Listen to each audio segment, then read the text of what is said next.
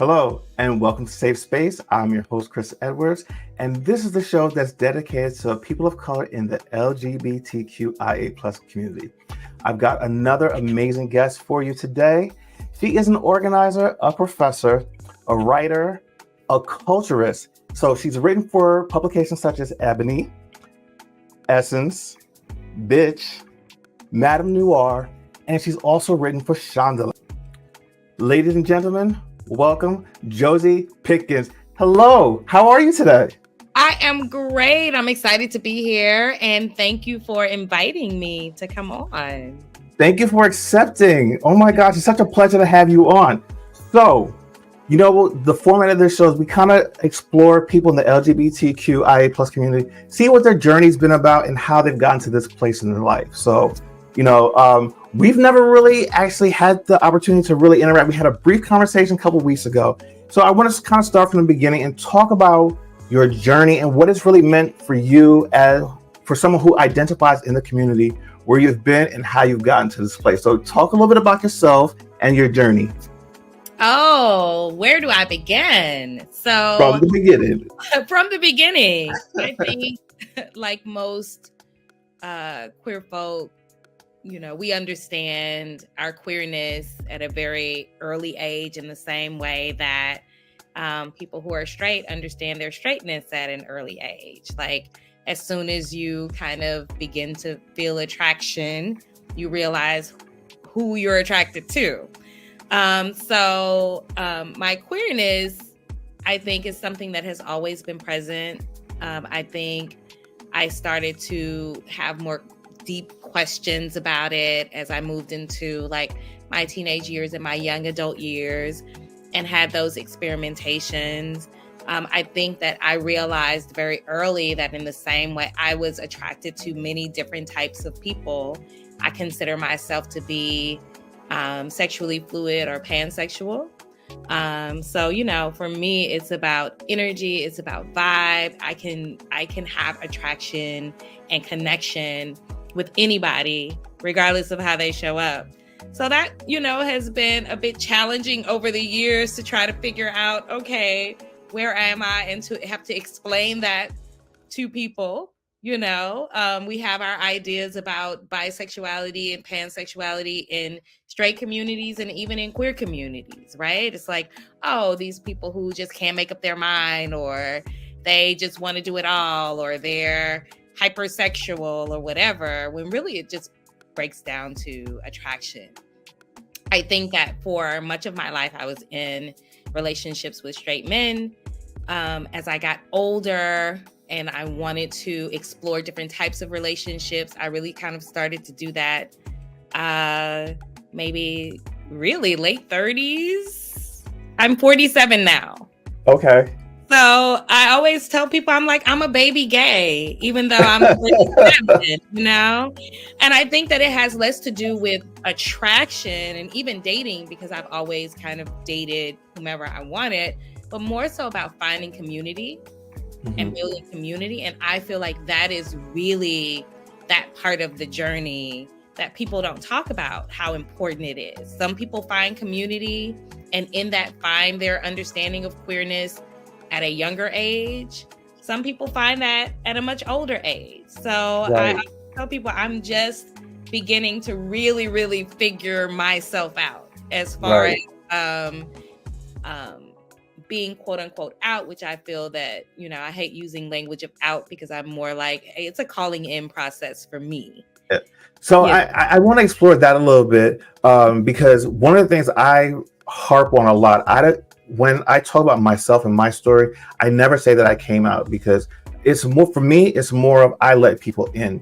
Right. I was blocking people from being a part of that portion of my life. So me letting them in is giving them full access to who I am as an individual. So I love that you don't like to use that coming out. To each his own, but that's not a term that I use for myself. Right. I want to step back a little bit and kind of go back towards like childhood, because I like to always look at origin stories and how people dealt with their queerness when they were young. Because, that can be very confusing time in one's life. You don't know, you don't have the words, you don't have the full understanding of what it is. You feel something, that everyone else is not necessarily feeling. You might feel out of place.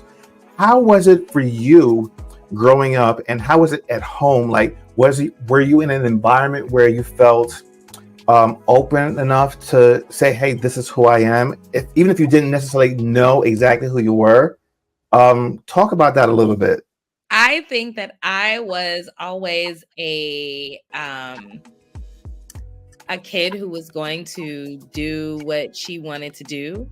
I think that I first really started realizing that I liked girls and boys at that time. That's, I didn't understand trans identity or any other types of identities. So there's the binary of like girl and boy. Yeah. I recognized that I liked girls and boys. I feel like Janet Jackson is somewhere in the part of my origin story. It's so funny because one of my best friends and I have like Janet Jackson and like how Janet Jackson moved us into our queerness. For him, it was more like, I want to be Janet Jackson. He's a gay man. For me, it was more like, I want something different from Janet. Okay. Okay. So we always joke about like, it's the same. We had the same experience on opposite ends. But I think I started being interested in like dating girls and having experiences with girls and connections with girls when I was probably maybe around 17, 18. Okay. By that time, I was pretty much doing all the things that I wanted to do. And my parents were just like, we're just going to pray that the goodness that we instilled in our child is going to carry her home. Because listen, I was wild and free and experimenting with a lot of different things at that time. Okay. And I just remember at one point I had a girlfriend and a boyfriend and they knew about each other. And it was just, so I feel like my story might be a bit different than other people's. I think also I have to think about the privileges that come with that, with me being a femme identifying, like I'm femme and I'm a woman. And so there is kind of like this space that we give femme women that allows them to experiment, quote unquote. So that a masculine presenting woman or even a gay man would not have that ability, right? Like there's no space for that.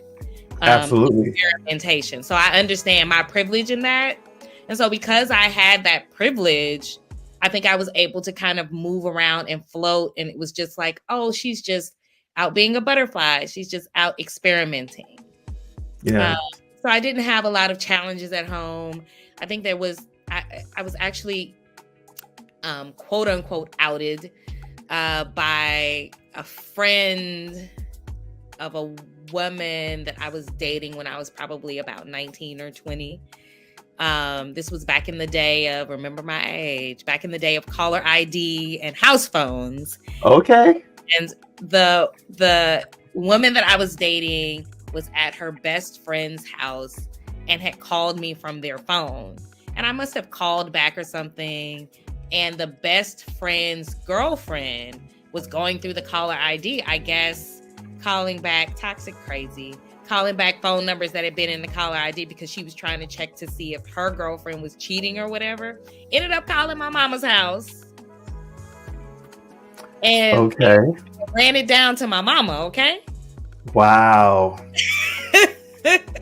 That's serious. It is pretty serious. I'm grateful that my parents didn't necessarily have a negative reaction to that. In hindsight, as someone who is older and a mother now, I wish that there would have been a conversation, but it was just more of like, well, we're going to ignore that because she is going to have a boyfriend or she is going to have a husband and we already see this happening. So this is just her playing around. It's just a phase. It's just a phase, as they would like to say. Okay. Yeah. Yeah. So let me ask this. So, it seems as though your younger years, you didn't have as much trials and tribulations. It was a little bit easier, like you said, because you felt a little privileged because you're a female identifying woman, where you kind of get a little bit more leeway in that Right. respect. But as you've gone out into the world as a young adult, um, did you find it easier or more difficult to maneuver?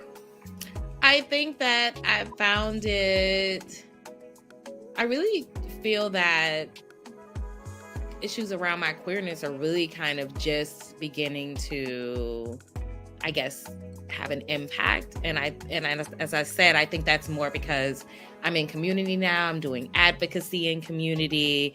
I'm more, there's more visibility that comes with that. So really, it's just at this point where I'm having to kind of answer questions and so forth. Because before it would just be like, I date who I want, and people would see and just be like, oh, I'm not surprised that she's with a woman or with a man or with whomever. I think it has been, since I have been more visible and more vocal about my queerness, that there are these questions now of like, oh, okay, is my family seeing this on Facebook? Or I actually very recently just have been in my first adult relationship. Like, I had a girlfriend back in the day when I was like 19. But again, I think that my family and friends just looked at that as like a stage or a little phase that I was going through. Now, as a fully grown woman, I'm in a relationship with a woman. So now it's a bit different because it's like, oh, well, this isn't a phase. This is clearly, and I'm public about the relationship. So it isn't just someone that I'm dating, but someone that I am publicly in a long-term relationship with. And that has like definitely raised the stakes, Okay. But even that, I feel that I have built a community, and even in my family, where there is like this level of acceptance. I'm still trying to figure out if it's a level of acceptance, or if it is a don't ask, don't tell type of situation. Like, I don't want to know the answer, so I'm just not going to ask. But my partner is around my family. My family enjoys her. I am around her family, and we're out in community together. And that has felt really liberating in ways that I didn't realize I needed. Like, I kind of feel that I've always kind of done what I wanted to do, but there hasn't been any real conversation around it. And so now it's like, oh, for instance, here in Houston, I was voted as a Black History Maker in Outsmart magazine, which is a queer publication. And so I'm like talking about love and queer community and what that means to me, and the work that I would love to do around that. Because we have so much to address as a community around our relationships and the way that we have been taught to love or have been shamed out of loving, all of those things. So I talk a bit about that in the article. So I'm like, oh, I'm all in print now. My queerness. So it even at my age, and even as I feel that I'm very cemented in who I am, and I'm very strong. But even at my age and the strength that I know in being who I am, it's still, I realize that there is a greater level of like freedom and liberation in just being more vocal about it now. Okay. You know what? You had mentioned in the beginning that you've dealt with, and I think dated throughout the rainbow, as we would call it. Yes. Talk about those experiences, because not everyone has that experience. My personal story, I identify as a Jamaican bisexual man. I dated women, and I'm married to a man now, 4 years happily. But talk about your experience in just dating different types and groups of people. Yeah, I always say, with me, it's all about the vibe. So, and my friend, one of my best friends, she's like, you can fall in love with anybody. You can fall in love with a plant. And I'm like, it's true. I'm a lover like that. You know, I'm definitely Okay. a lover girl. So I have dated straight men, which has been most of my public dating life. I have dated,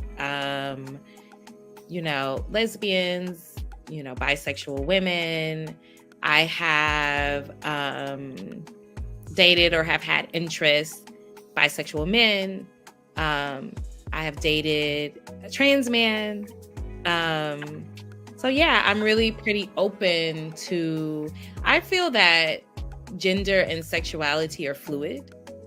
And even when we try to fit those things into binaries, there still is always excess and outpour. And I am just a person who believes that everybody should be able to be fully who they are. Yes. And to love whoever they want to love. And so I think it has been a gift for me and for the people that I've dated to I feel like love should liberate. Right? I keep, bringing up this word liberation, but love should make you feel more free. Connection should make you feel more free. And so, yeah, I am open and I create safe space for those individuals to be their full selves and show up however they want. And if it's vibing with me, I'm down. Absolutely. I love that you said, you're creating safe spaces for yourself. And you should be able to love who you love. And I think when you do that, you do allow yourself to be free. I can so resonate with that feeling because I know when I met my husband, I opened myself up to that. And I now feel the freest I've ever been in my entire life. So I totally, totally get that. Yeah. So I want to kind of delve a little bit into more of your adult and your professional life because you've done some amazing things. And I want to know how you've incorporated who you are as an individual and injected that into the things that you're doing currently. Yeah, so I am a professor. Right now I'm in an administrative position. I work, I direct a program that is an abolition-centered program, a social justice-centered program that focuses on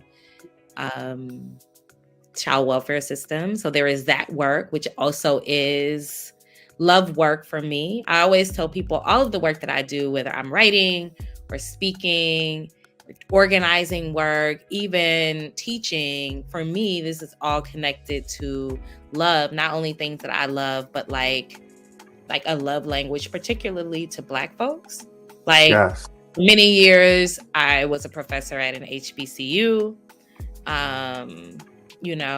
There to not only educate Black youth, but also counsel and help them move and navigate through life. In that process, I have helped and loved on many Black queer kids who were trying to figure out in those early college days. I'm sure you remember who they are and navigating that as opposed to who they are, who their parents want them to be or who society wants them to be.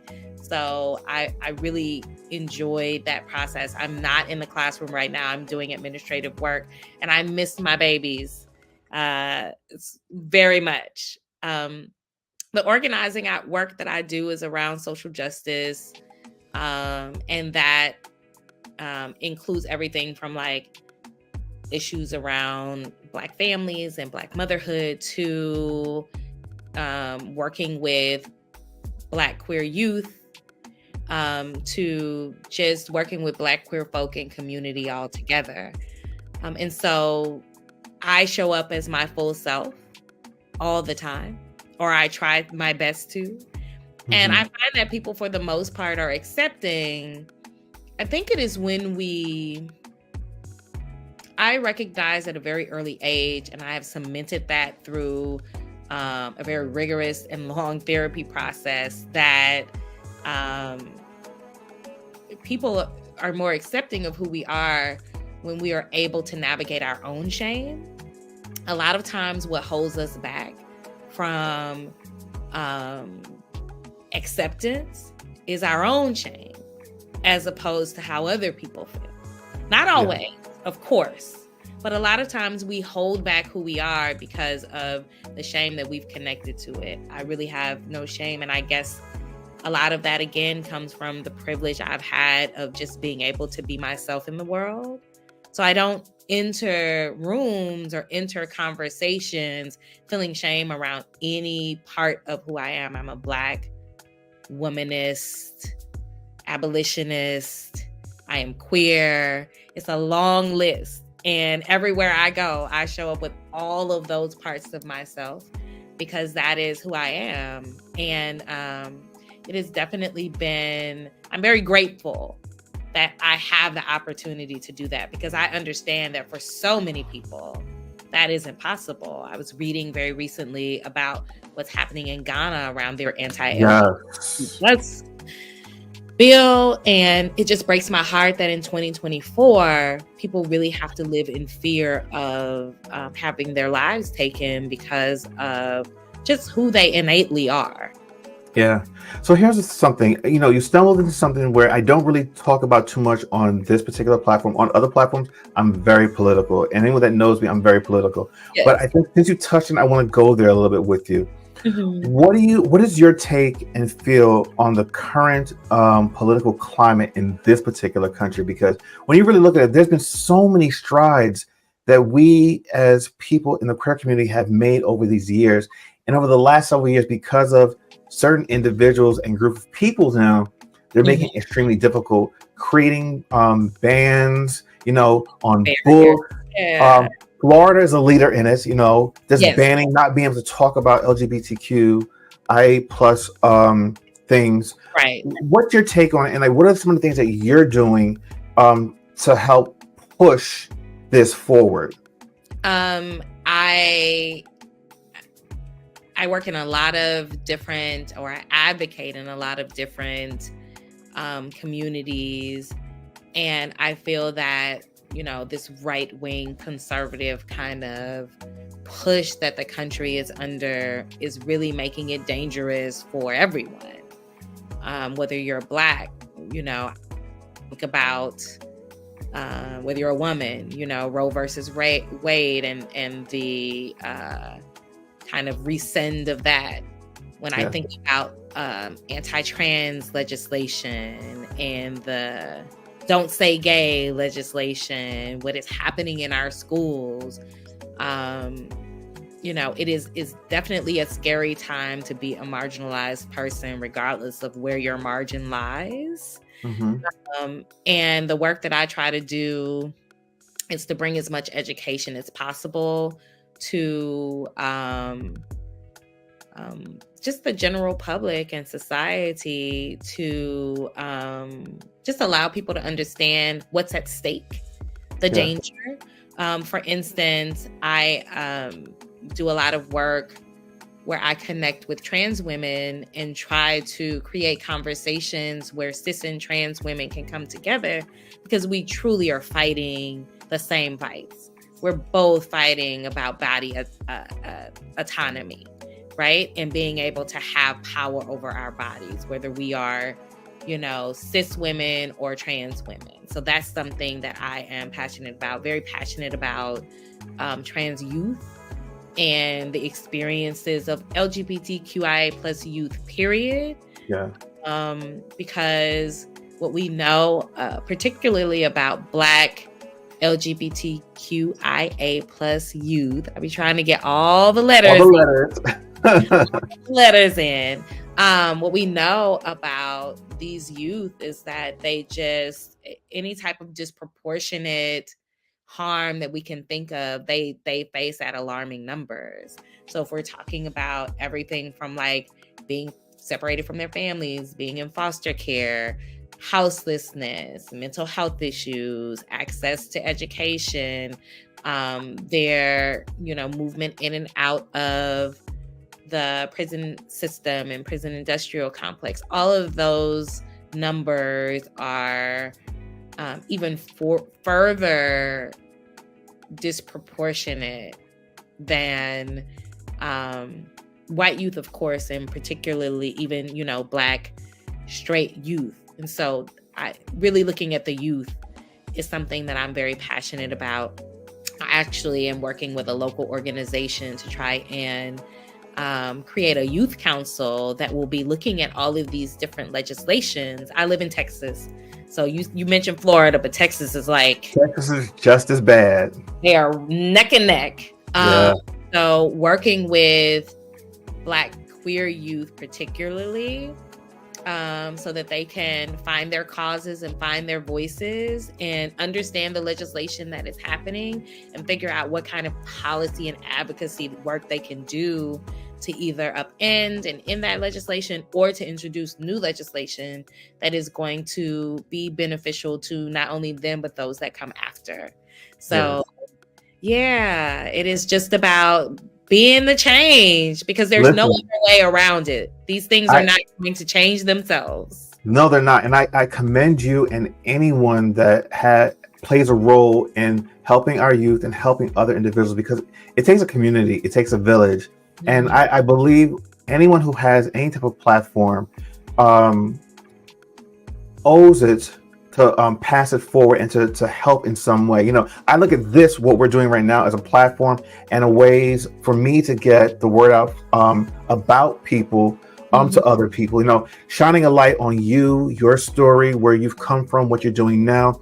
You know, someone will see this, will be touched by it and understand that, hey, you know, Josie did this, I can do it too. Yes. And that's the whole reason for me doing this. Nothing more. You know, if you know, I just want to hear you talk. I want to hear you tell your story. I want you to share your story with everyone that's going to see this, so that there's some type of connection that they can understand and see that there are people that look like me, that have been through the same things that I have been through, and that I'm going to be okay. You know, I remember growing up, I felt as though I didn't have anyone to look or to turn to. And a lot of it is because, one, I didn't fully understand. I didn't have the words to articulate what it is that I was feeling, what I was going through. Yeah. So to be able to have this type of platform, to have you on, to tell your story, not every story is tragic. Not every story is hard. You know, you have situations where you grow up in loving families. They might not fully understand, but you know what, though? They allow you and give you the leeway to be who you are, to grow into your full self. And, you know, I think that's such a beautiful story that you've told about the fact that your parents didn't necessarily get it, but at least they didn't talk down to you. They gave you the opportunity to be your full self. And in time, you show them who you were. Now, getting back to that story, you know, you mentioned that you're basically in your first adult out relationship. How has that been for you? You know, I totally understand and get it as well. I wasn't someone that let people in. I only had one other male relationship prior to my husband. This was like right out of college, very secretive. No one knew about it. Right. When I met my husband at the age of 43, you know, I decided, okay, that's it. This is the one life I have to live. This person makes me happy. I know who he is. I know who I am. I'm not going to hide this. And it was just, once I let that cat out the bag and let people in, I feel as though life really began. So my life for me didn't really begin until 43. So I get where you're coming. And I want you to talk about that experience of, you know, just being totally at peace with yourself and allowing others to see that happiness that you have with this person. I think it's also important for me to say that I have done so much work around dealing with some trauma, you know, some things from growing up. Like, I've done a lot of self-work. What I realized is that many of the relationships that I had before, regardless of who I dated some version of the same person for many years. You know what I mean? As many of us do, until we address the underlying issues that cause us to be caught in those types of relational patterns. So when I met my current partner, it was the first time that I felt like, oh, this is not some kind of crazy, chaotic connection. It's not something that is like it felt very loving and safe from the very beginning. And honey, I have been through it in relationships. Okay. So I think that my thinking around, when I met my partner and we started dating, I was like, listen, whoever has a problem with it is just going to have to be all right, because as long as I'm being treated well, y'all shouldn't care if I'm dating a frog. Okay. If that frog is good to me after what I have endured. Yeah. I was very adamant. I think that part of the reason that I wanted to be so public about this relationship is because it has been so different from past relationships. It is, my partner is so good to me. We're so good to each other. We are working so hard to have healthy relationship, something that it's kind of brand new to both of us. We both have done our work. And because the relationship has been so good and so healthy, and what I feel has made me feel so good, there's no way that I could deny it or hide it in any way. So I think probably in the same way that when you met your husband, you were like, this is too good for me to like hide or to feel shame about it. Anybody who doesn't get it just won't get it, and they'll be okay. And it's, you know what? It's not for everyone to get, because it's not their relationship. Yeah, they'll be okay. Yeah. People will be fine. My therapist always says, adults are responsible for learning to deal with disappointment or whatever other feelings that they have. Folks will be fine. It's very important for you to live your truth and live your life, and there also is that aspect of realizing that I am a love and relationships expert. I've been writing about love and relationships now for over a decade. You mentioned me writing for Ebony. I was a columnist. I had a love and relationships column with Ebony magazine for many years. And so a lot of my friends and people that I'm connected to, I don't really like using words like followers, but like people that I've connected to online and offline follow a lot of my love and relationship work. And so I think it is important for me to present this relationship that is Black and queer and healthy and loving, because we do have the responsibility to be who we needed. Right? That I think is like our biggest responsibility as human beings, is like, be who you needed as a child. And I needed to see that Black queer relationships are not always crazy and chaotic.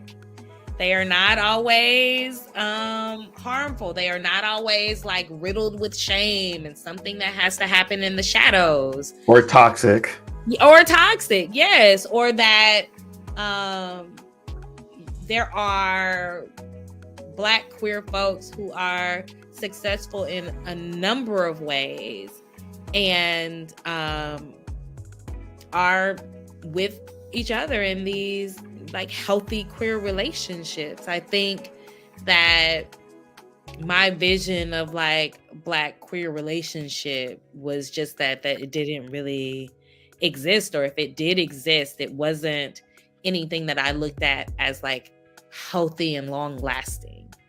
And I feel that affected me, and maybe was some of the reason why I continued to be in straight relationships for so long. Not that there wasn't that desire, but just like everything that was modeled for me from childhood was that, well, the only sustainable long-term relationships where there is marriage and family happens with straight people. So I guess that's what I'm to do, Okay, so let me ask you this: now that you've been so out and I don't mean out in that respect, but just like so public about the relationship, what has the reaction been from others, especially like family members? Because to be honest with you, even though a lot of times we're not looking for approval, it's still important to have the people that you consider the closest to you really be for you. Like, so what's been the reaction from like family and friends? My friends are just always like, girl, we never know what you're doing, so it's fine. I am very, very grateful that I am loved well in friendships and in community. So folks are just like, listen, as long as they're good to you and we don't have to beat nobody up, we don't care who it is, you know? With my family, I remember when my current partner and I started dating, and my sister, because I've dated women before, but it was always kind of like I might bring somebody around like, oh, this is my friend type of thing, and never really had conversations around me dating those people. And that dating rarely ended in relationship. Okay. So I think that also kind of went into the narrative of like, oh, you're just having fun. You're just being you, a butterfly, you know. My sister, who I'm very close to, I remember telling her that I was very, very soon in true lesbian fashion. After I started dating my partner, we were pretty much together and planning a trip to Mexico. It's like 2 weeks after we met or something. Okay. Really. So in true lesbian form. In true lesbian form, honey. 2 weeks. I was like, you want me to do what? Like, come go to Mexico with me. Okay, well, yes, because I am a YOLO girl in some ways. Even my therapist was like, is somebody gonna have your location? Are you sure you want to do this? It was a great trip. But I remember telling my sister, I was like, hey, you know, I'm going on this trip. I was like, I got a new boo. And so that didn't surprise her because I be having a boo. And I was like, well, it's a woman, you know? And she was like, just okay. It is so cute. My sister and my partner have the cutest relationship. My sister has never really bonded a lot with the people that I dated, probably because she felt like they didn't deserve to be with me and probably saw that they were not treating me in the ways that I deserved. She knew. So she knew. Relationship, she is just like all into it. Like, oh, you know, tell this person. Like she is into it. It is the sweetest thing and the sweetest moment of acceptance. I also have a brother who is very religious, and I didn't even tell him. My sister told him. So my sister's like, well, we telling everybody and everybody will be fine. Okay, you want one of those. I'm an advocate, honey, for the queer community. Okay. Standing up for her sister and what she sees as, like I said, a healthy, loving relationship for me. So she told my brother, I think he just asked some questions, like, you know, he doesn't, you know, things that he didn't understand, but we had open conversation. He met my partner, really likes her. They actually have a lot in common. And so it's been fine. Even when my mother kind of found out about things. Now, I'm not going to say my mother isn't secretly praying. I will not say that. My mother is a Black Southern woman. Okay? Probably very much like your Jamaican mama. You know what I mean? But here's the thing. I will say this in fairness for my mom. Like I'm actually sometimes still today, still somewhat shocked in how my parents and my family have embraced like my husband. Like honestly, I feel like sometimes they love him more than they love me. You're like, what's going on? It's like they call and it's just like, well, where's Ronald at? Or I haven't heard from Ronald today. I'm like, I mean, I'm fine. Okay. Thank you for asking about me, your child that you birthed. Remember? Yeah. But I get where you're coming from, though. Yeah, it's just like that. You know, they are people of their time and circumstance. You know, and so they were raised with certain ideas about what relationships should look like, what family should look like, all of these things. And so, you know, I've been pleasantly surprised that my mother has been pretty open. We have spent time together. You know, my partner is very patient with everything. She's been a bit surprised as well, but my mother has been accepting. So that's really been the cherry on top of everything. Like seeing my sister become like this queer advocate. Like my sister is gay. You know what I mean? Like, we have a family reunion coming up, and she already counted my partner in. I was like, Oh, that's so awesome. like small town, Louisiana. Love it. Love it. Like, that's okay. You ain't the first gay one in the family. They'll be all right. Yeah. So I'm hearing a lot of that, and I'm very grateful. And I think that it is just because probably the same thing for your family. They see that someone that they love is being loved well. And at the end of the story, how can you really hate on that? You can't. You cannot. You can try, but eventually you have to just, that is why I do this work around love and why I think love is so powerful, because it's stronger than hate. Love will always win. Love will always win. That's it. That is it. Listen, you have been such a light and just a beautiful presence. I've thoroughly enjoyed this conversation. But before we start to wrap this up, is there any words of wisdom that you can pour into all of us before we go away? I think, it all starts with self-acceptance and self-love. Once, for anyone who might be struggling with all of their multiple identities, because we all come with many, just remember that once we accept and love ourselves and we're able to throw the shame off of us around who we are and how we live our lives, then I think it is much easier and it's a lighter load for us to experience in life. A lot of times we are the ones that are holding ourselves back from joy. And this is in a number, regardless of how you identify and, what your experience is. I find that to be something that is true. So just, start off with that self-love and self-understanding, and then that will lead you to the place of love that you might be looking for, or even improve the love that you might already have. Like, love and change is always possible. Yes. Josie, thank you so much for this. This has been such an enlightening hour of a conversation. It's been such a pleasure to get to know you. And trust me, this will not be the last time that you and I will have this type of talk. Thank you so much. So for those that have watched this episode and this whole entire series, thank you so much for watching and keeping it locked here. Join me next week when I have another great episode and bring you another beautiful story. So until then, take care of yourself and take care of others. See you guys next week. Goodbye.